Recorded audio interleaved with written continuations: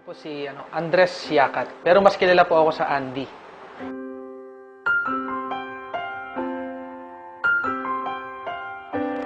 Pinanggalingan kong pamilya, hindi naman ganoong kayaman.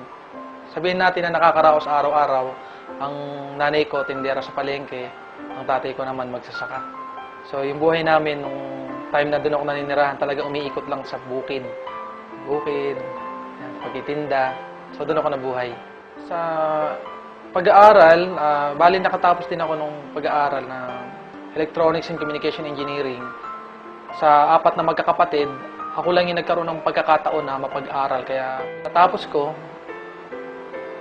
nag-abroad agad ako dahil gusto ko talagang makabawi sa kanila dahil alam ko yung naging hirap ng buhay namin. Ang hindi ko makakalimutan sa buhay ko nung time na nakapag-abroad ako sa Taiwan dahil unang trabaho ko yun, sobrang hirap.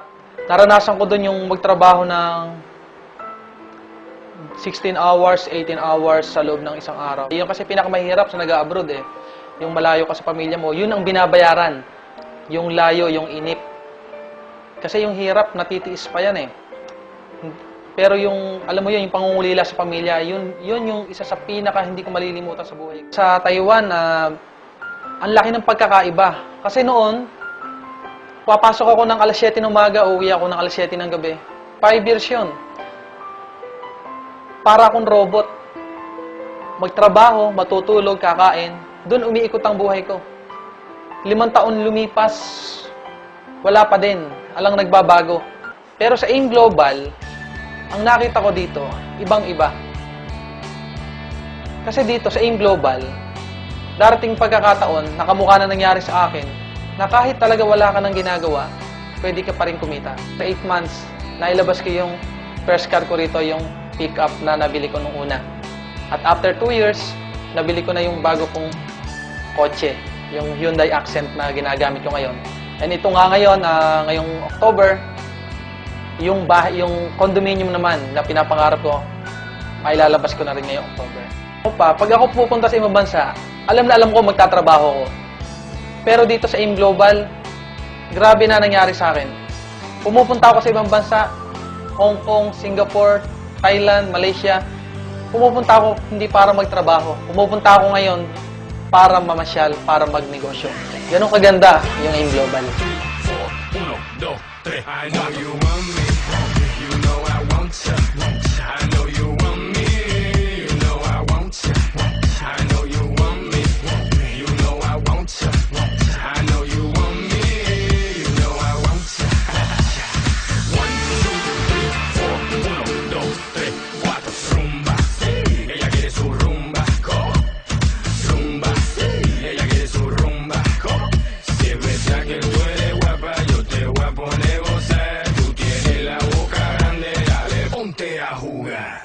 1, 2, 3, 4. 1, 2, 3, 4. Sa company, sapagkat sa nangyari sa buhay namin, sa aming mag-asawa, na nakasama ko siya ng lagi na, hindi ka mukha dati na pinupuntahan ko pa siya sa Singapore. Pero dahil nga sa laki na kinikita ko na din, nagawa ko na yung pauwi siya dito. Yun ang isang bagay na hindi ko makakalimutan sa kumpanya.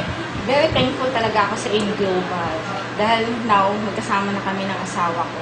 Kasi before, nagtatrabaho ko bilang nurse sa bansang Singapore. So sa aming bago-bago pa lang mag-asawa, ang mahirap doon yung naghihiwalay kami dahil kailangan ko magbalik ng Singapore para ituloy ko yung trabaho ko doon.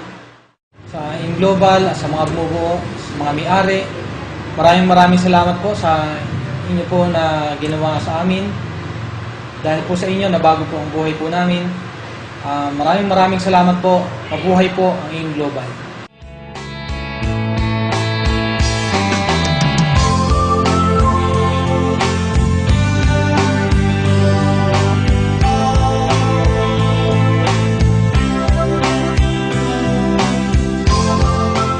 Pagka ginusto mo ang isang bagay, makakagawa ka ng paraan. Wala sa galing o talino. Ang importante pala, kung talagang walang-wala na mapagkukunan, kahit ano gagawin mo.